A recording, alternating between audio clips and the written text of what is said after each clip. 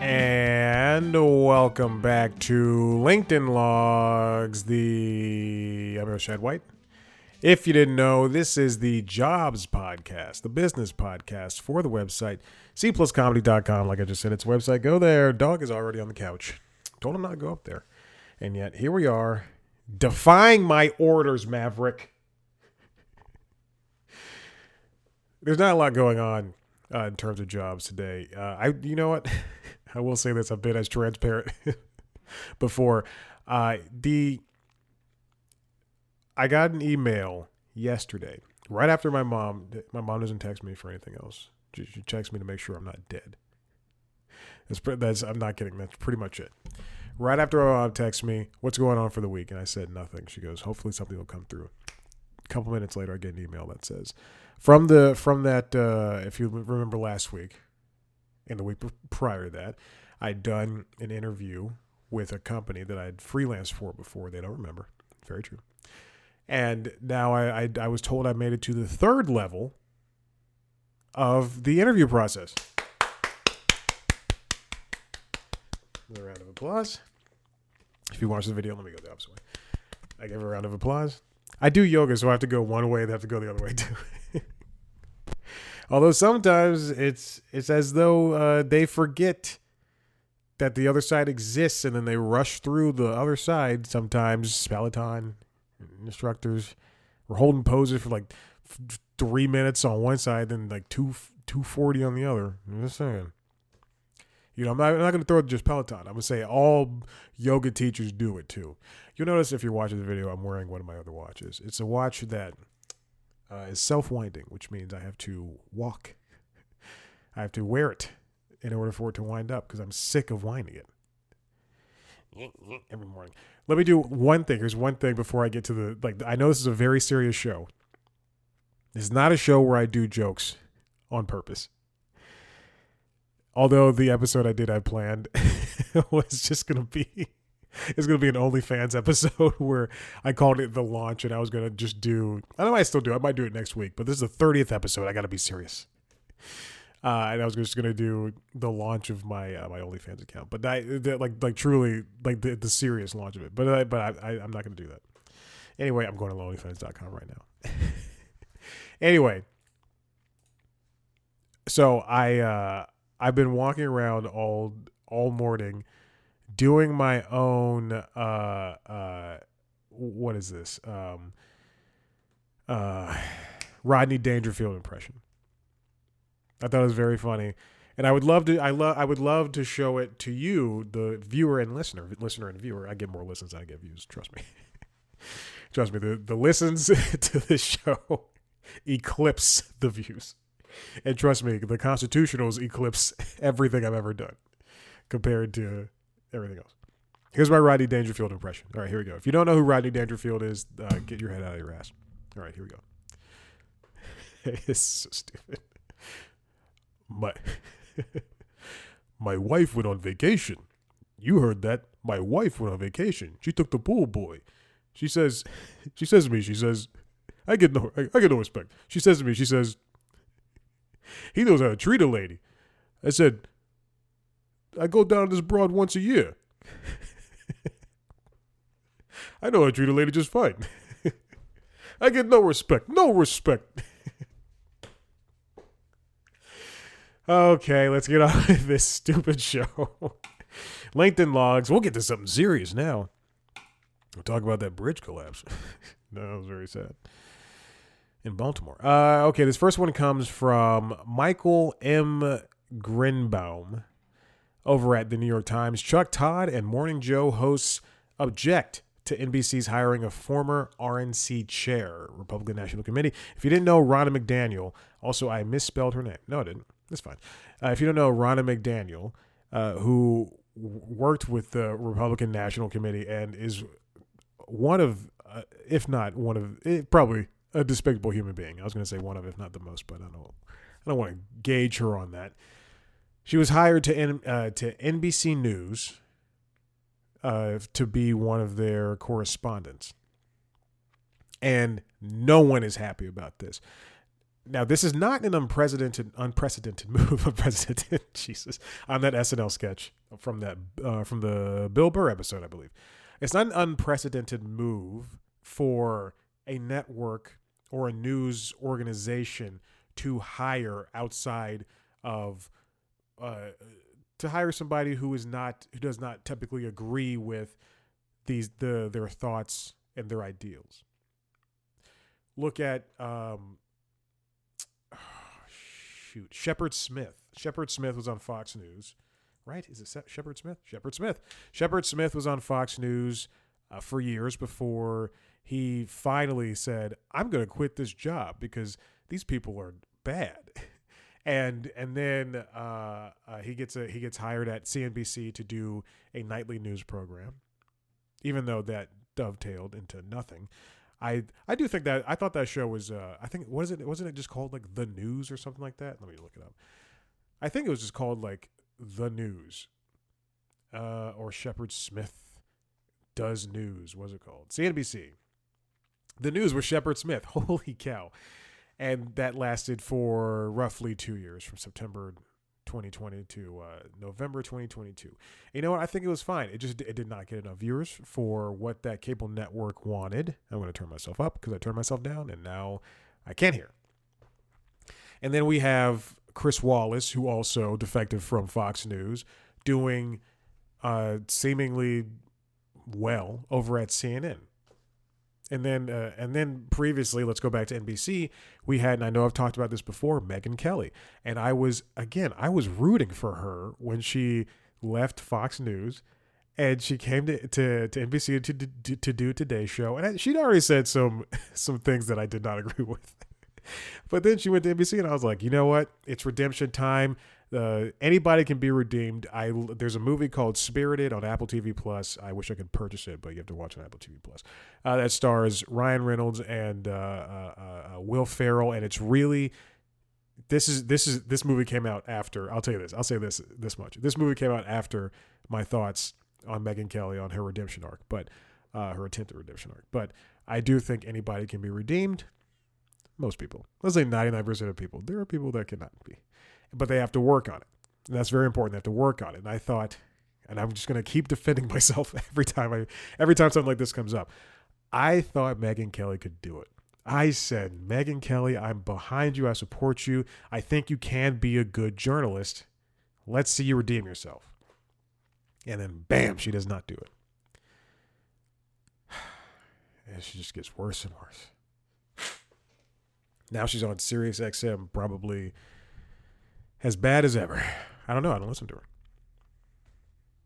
I do have Sirius XM though, and so and sometimes I'll be scrolling through the app because they have an app, and then it'll be like, because you listen to CNN or MSNBC or Howard, you want to listen to Fox News? I'm like, no, I do not. Please, you listen to the Megyn Kelly show? No, I'm good.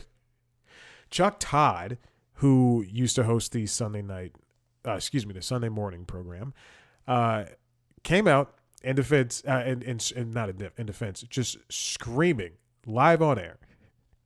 There's a reason why there are a lot of journalists at NBC News uncomfortable with this.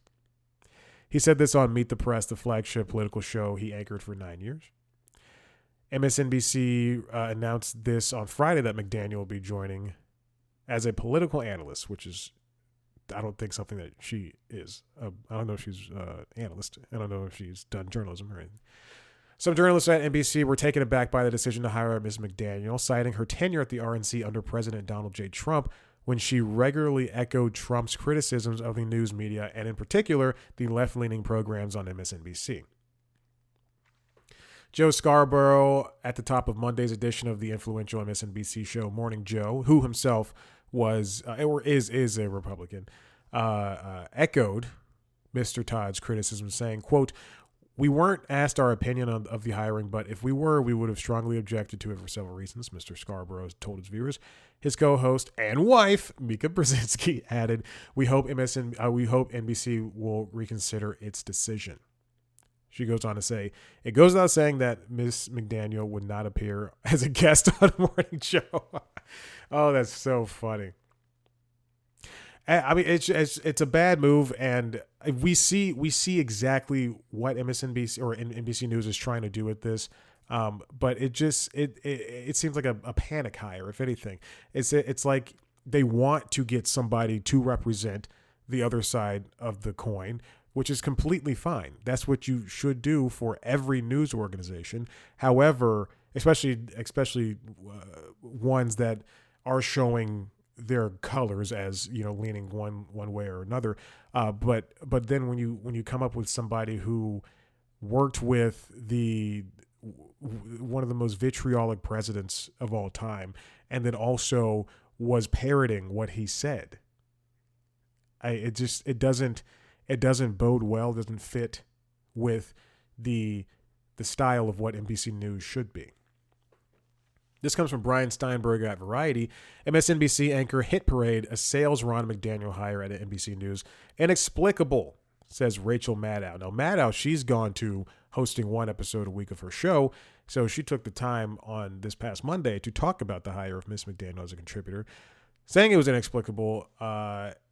Let's see. It was part of her half-hour commercial-free monologue that painted the former Politico as one in a line of fascists and would-be usurpers who have tried to take over America's political process. McDaniel, who during her time, as Maddow says, is part of an ongoing project to get rid of our system of government. I wonder if Ronna had anything to Ms. McDaniel had anything to do. I wonder where she was during January 6th of all things. During some of the most, I hate listing things, but like top 5 worst moments of Trump's presidency. Like, where was she and what was she doing at that time? Because we've heard that name before. If you pay attention to the news, you've definitely heard that name, and she's not a person that you want to work with. The on-screen outrage makes McDaniel's tenure at NBC untenable, according to people familiar with the workings of the news division, with most hard-pressed to think what producer or program would still have her make an appearance. Internally, some staffers are surprised that Cesar Conde, the chairman of NBC Universal News Group, or Rebecca Blumenstein, the president of news gathering at NBC News, have not reversed course on McDaniel. I don't understand why the decision was made in the first place. When you have people like Joe and Mika, and then Nicole Wallace on Deadline White House, or Joy Reid on The Readout, and Jennifer Psaki on Inside, all going to say something. And apparently, only Psaki delivered relatively succinct comments telling viewers that while she and McDaniel may both have backgrounds as political operatives, they could not be more different in the efforts in a news organization. McDaniel said Psaki, does not get us closer to anything in a political debate. Wallace and Reid, for their part, brought on guests, including a Yale legal scholar and conservative commentator, Charlie Sykes, to question the decision to put McDaniel on air as a paid contributor.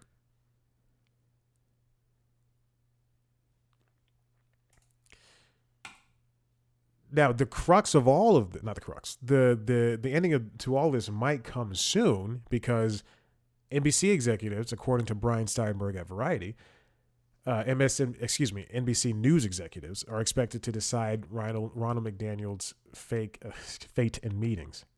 Every morning I wake up, I'm taking an Allegra. I start it around St. Patrick's Day so that I can beat my allergies. And it works. This morning I woke up at like 2 a.m. and my eyes were just so watery and itchy. And I was just like, please, let me just last 2 more hours. Let me just go until 3:55 when I wake up.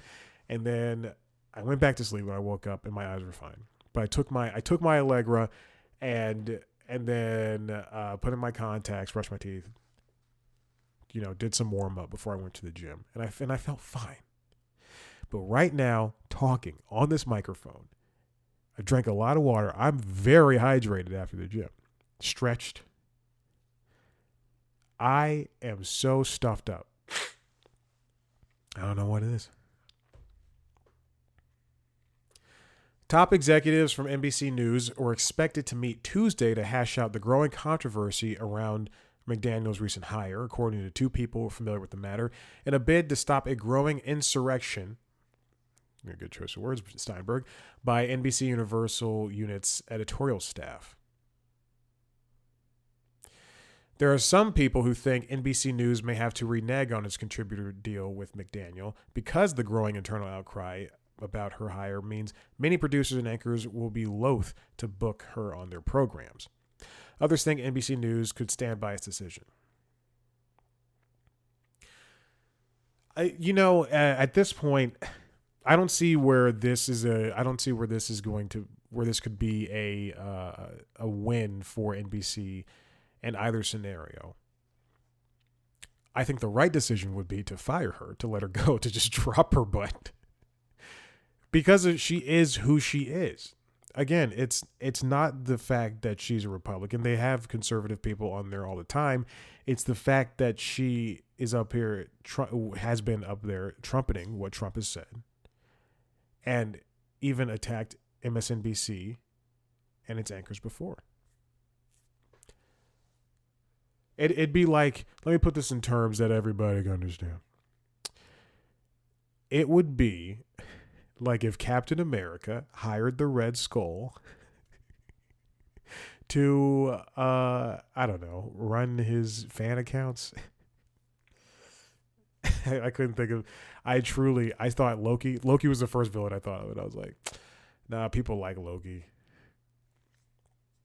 But yeah, I think I came out on top of that one. Journalists are quarrelsome lot and often disagree with the editorial mandates of the companies for which they work, but the backlash to the decision around McDaniel has resulted in uncommon displays of rancor. All of the NBC News' senior executives signed off on the plan to bring McDaniel aboard, according to people familiar with the matter. Yet under an unorthodox corporate structure, most of those people wouldn't be tasked with managing McDaniel's relationships with programs and producers. So it appears as though like this was, if there's 10 executives who said, hey, bring her in, then 6 of them, 7 of them, 8 of them probably wouldn't have to deal with her directly or personally. And they just kind of thought, this will bring in viewers, this will bring in people from Fox News who see that she's working with us, and we'll finally get, we'll get a little bit of defection from those places. But you have to understand, this isn't these people. She's not Shepard Smith. She's not Chris Wallace. There's no redemption arc here. This is somebody who's getting away scot-free. She's not getting charged with anything like Trump and his cronies are. She's someone who talks smack and then is getting rewarded for it. Yet under an orthodox corporate structure, most of these people wouldn't be. Since the exit of former NBC News president Noah Oppenheim, it was almost an explosion. In January of last year, NBC News has been broken up into smaller units, each with its own leader. Today has its own leader. Nightly News, Meet the Press, Dateline. That's crazy. NBC, MSNBC, CNBC. McDaniel's hire, seen as a bid to gain access to the thing of the current Republican Party, as what I said, was announced by Carrie Budoff Brown. Budoff. That's like the Pokemon on Pokemon Go that I just throw away all the time. Like, get out of here. I'm catching you because I need to get this thing, and then I need you to get out of here.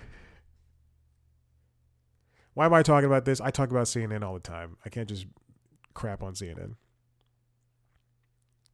because I used to work there. I need to talk about news in general. All right, let's move on. Why are office rentals still so expensive? This comes from the Wall Street Journal, written by Peter Grant. You see this all the time in New York, especially. You see places that are charging out the wazoo, buildings that are charging out the wazoo for companies to just have their offices there. But then a lot of companies, excluding Google, which just announced this week that last week that everybody's got to come back to the office or they forfeit their jobs. Something along those lines. Let me Google remote work. Yeah, they changed the way they did it. Okay, yeah, they're cracking down on hybrid work. Okay, anyway, just want to make sure I look insane. Oh, he's wrong. But offices are either being updated. I saw there's a piece on New York Times that talked about how law offices in New York are moving from older buildings to newer buildings where they have more updated hardware, more updated desks and stairs and libraries are being downsized because you can have everything digital. But they're still costing so much money. Average U.S. asking office rents are $35.24 a square foot compared to $34.92 in the fourth quarter of 2019, according to data from CoStar Group. Higher asking prices are a reflection of the seemingly oddball way the commercial real estate market works. Rents are a critical metric used by lenders and others to determine the value of a property. Owners will do everything they can to avoid cutting them, even if it means keeping space vacant because the rental prices deter prospective tenants. This is a world I don't completely understand. And if the job can be done hybridly or remotely, then in some cases it should be done that way. I don't know why companies want to bring people in to work. I mean, maybe it says, hey, you're going to be more efficient if you work from the office, which might partially be true. But now, I mean, post pandemic, we're in a world where people have new obligations at home, or they just feel comfortable and work better at home. I know my sister, she prefers to have a remote job because it's better for her, because now my brother-in-law travels all the time, so for work, and so it's easy for them to just travel together and she can work from wherever he's working from. I like to have hybrid work because I like to get out of the house, but also, hey, I kind of want to go to Trader Joe's at 9 a.m. on a Friday and just grab my stuff and then come home. Or people take care of pets. People take care of children.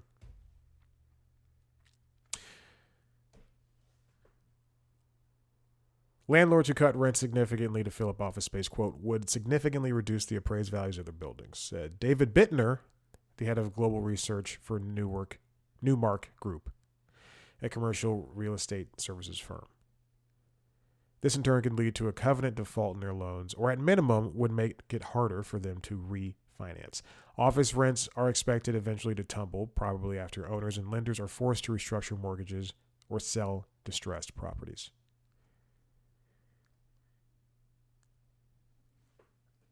And that's all the important stuff. When does in 2021, when things were opening back up and people felt more comfortable going outside and doing things and then going into the offices and everything, no one could have thought, because we were so ready to sit with this reality of, hey, now I can work from home. I can do anything. I can take a Peloton class at home, and then I can go to my meeting as soon as I finish this class. Or hey, when my kid takes a nap, I can enjoy a long lunch.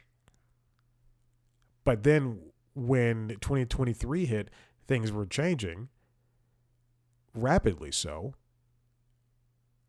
all this, the worlds of we're going to be living with COVID forever was we still are, because people are still getting it, but it is less so than what at least I thought it was going to be. I thought it was going to be, there's all these, there's going to be different strains of COVID, and now we're still going to be wearing masks. Now I go to a concert. I saw what I see at the Fox. I saw Hamilton. At the Fox. I'm one of 7 people wearing a mask. I'm trying to get sick. People eating their popcorn at a theater. Come on, we're at a theater. Dress up. I put on chinos. I put on a shirt. I biked there.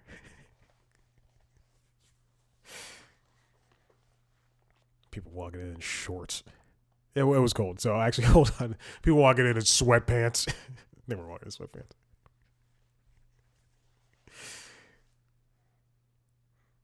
I don't want to hear crinkling while I'm trying to watch a play. People clapping too much. It's like a curmudgeonly old man.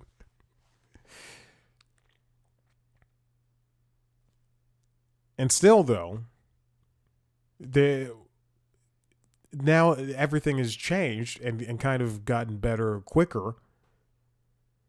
So what are we supposed to do with that instead it appears as though like jobs and even the world, like we're forcing it back into what it used to be prior to the pandemic.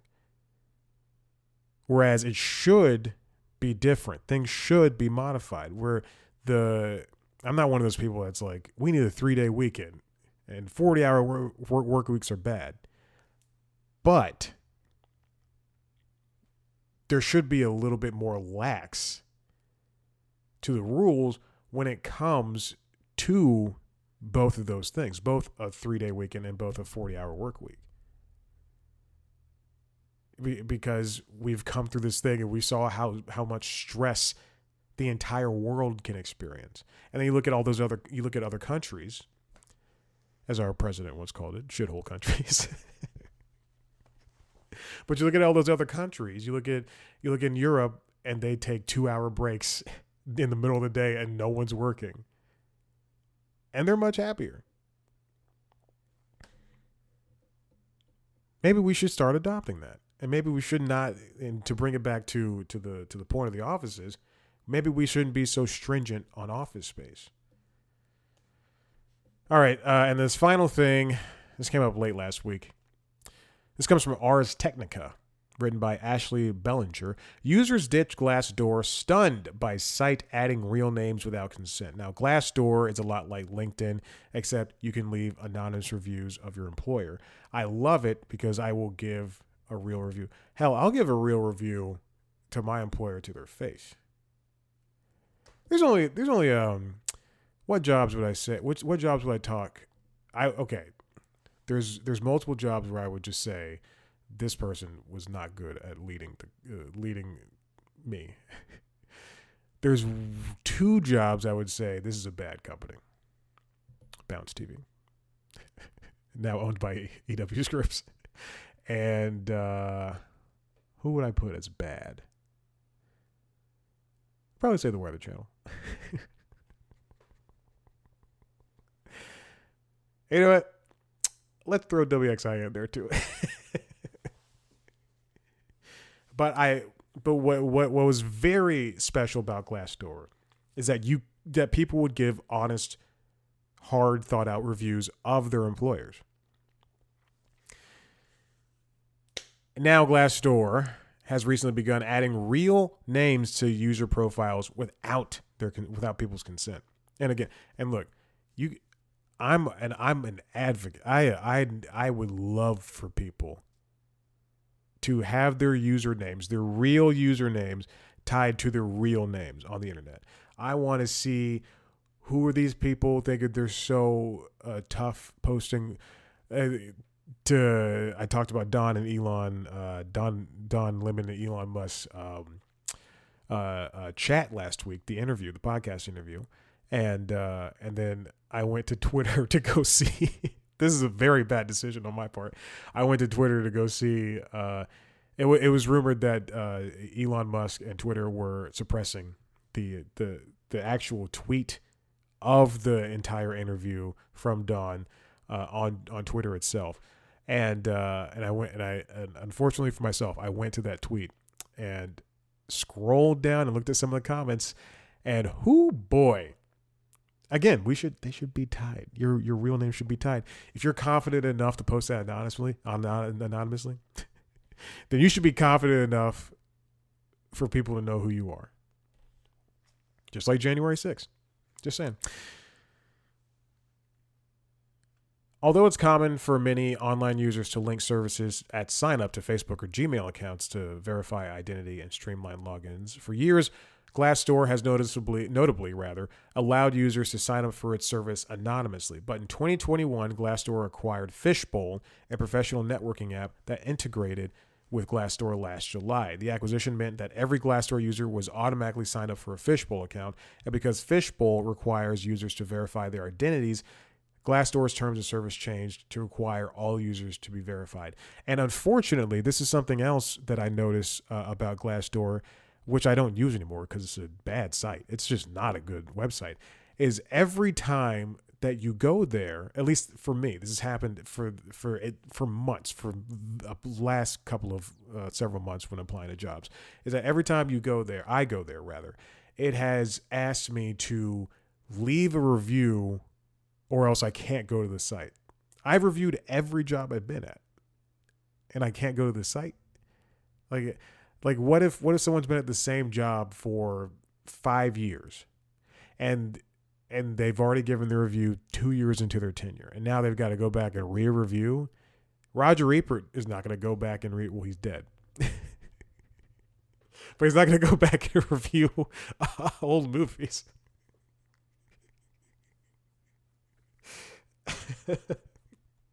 Roger Ebert's not going to rise out of the grave. Oh, God. I feel so bad. Couldn't even speak the last couple of years, and I'm sitting here teasing him. He's not going to come out of the grave and go, Titanic, thumbs down.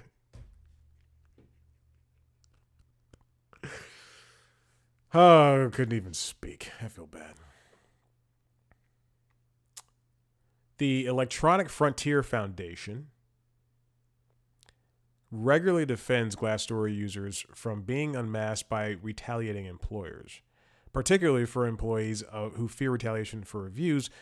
Aaron Mackey, Aaron Mackey, I'm bouncing all over this place, said that, who is the lawyer for the Electronic Frontier Foundation, EFF, excuse me, said that Glassdoor users could historically choose never to share their real names, and the company now storing names for all users makes it much more likely that users could be linked to the reviews should Glassdoor data ever be subpoenaed or leaked.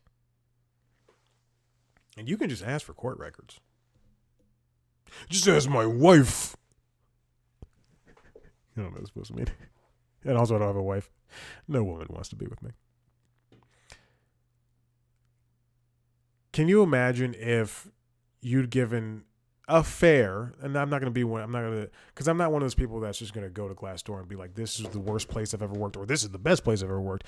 I want to give a fair and decent review. I gave a review for my apartment complex. And here's a short aside, because I know this episode's going long, but I was at the pool last year, and I'd given a review. It's like 11 o'clock in the morning on a Saturday, and I gave a review for my apartment complex because I've been having trouble with just the management up front. and I wrote a review, and it was very fair, and I gave them 3 stars. Also my heat was busted, so it was like the sun. So the sun was always hot in here, and my heat was not working for 2-3 weeks, and they gave me a portable AC, which was making my electric bill disgusting, in other words, and they would not do anything about it. So anyway, I gave them a very fair critique, I maxed out the words on Google reviews, and I gave them 3 stars, and I said though they could earn the 4th star back by taking care of people in the leasing office. Like they need to treat people like they're humans, and then also fixing my heat and all this other stuff. I'm like just like one more thing, and so I wrote that review, and it's one of the most thumbs up or like viewed reviews on for the property, because every other one is like, I hated it here, or I loved it here, or even just something like that. I just gave them very fair, very just valid critique. And I'm sitting at the pool. It's 11 o'clock in the morning on a Saturday, and I'm reading a book, and this woman and her son are being taken on a tour, and let's say there's like 4 or 5 other people, 2 girls next to me at the pool. And she goes with the 2 girls first, which also, by the way, it's a giant pool. Don't sit next to me. There's other places for you to sit. I'm by myself. I pulled the chair over to a corner for a reason. Anyway, she goes and talks to them, and I'm like, why is this lady talking to these people? I don't know why she's doing this. I have my headphones in. I'm like, why? What in the world? Like, why are you just talking to them? And she comes over to me. She's a very, I would say, straight out of New Jersey mom. And she comes over. She's like, "Hey, how you doing?" And I'm like, "Hey." I'm like, "Ah, okay." And we talk for a little bit. And she goes, "How do you like living here?" And she's like, "Oh." And I'm like, "Oh, you know." I tell her some things. She goes, "Can I tell you something? I recognized you from your review." And I went, "Whoa, I'm famous." And then she, like, very candidly, she's like, "Don't go anywhere else," because we've toured every other apartment complex in the area, and they're all charging so much money. It's astronomical. And I'm like, "You're right, you know." And then she goes, "All right, well, you know, I hope my son moves in here," blah blah. And she says bye, and we leave. And I was like, that was a very enjoyable conversation. But you know, all that to say is, my name is tied to that Google account and a Google review, but it's that way because I put it that way, and no one should be forced into using those services if they don't want to. Even if I say, hey, every name on Twitter and on YouTube comments needs to be your real name. No one should be forced into it. They should have to opt in. And even if you change your terms of service and somebody logs on to Glassdoor after a couple of weeks and they see terms of service update and they just go, okay, without a second thought, then you need to tell them in blind statement. Like, have you ever tell them in blind statement that, hey, this is what's happening. Have you ever sat down and looked at terms of service? I've read through a couple of terms of services. I've read through my lease. In my lease, it says you can't turn off your air and open the windows and have, even like on a windy day, and have that be your air conditioning. They said you cannot do that. That's an insane thing. It makes sense, because if you close your windows and then you forgot to turn your air back on, and you probably get roasted. What are those? Kidding. Glassdoor said it's going to defend users' anonymity. I don't know if that's completely true. I mean, things get hacked all the time. Glassdoor is, especially with his acquisition of Fishbowl, is ruining its tenure, and I don't want to use it anymore. I'm clicking onto it right now. I don't want to use it anymore. Because first of all, this website, I have not been here in a while. To restore your access, we ask that you contribute, write a review, or add a salary. It's a social platform more than it is a jobs platform. They're trying to compete with LinkedIn, and it's not working. Hey, we're done here. Listen, if you like what you heard here, head to the website, c+comedy.com, where you can see me talk to famous people all the time. I just recorded 2 interviews. One of them will not be in video form, unfortunately. And it's a big name, but the way that it was recorded, not my fault, it means that things have changed. So be on the lookout for those. If you want to see those, go to youtube.com alongside the website, cpluscomedy.com. Go to youtube.com/cpluscomedy to see those interviews in video form, as well as a video version of this show, along with video versions of the other 2 podcasts, The Constitutionals, which is the entertainment business news podcast, and Late Night Lately, the late night show. Both of those you can find wherever you get your podcasts.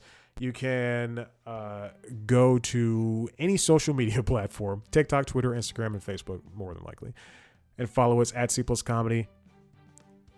Me, I'm at Chad Black White. Thank you for listening, and I hope you enjoyed this episode of LinkedIn Logs.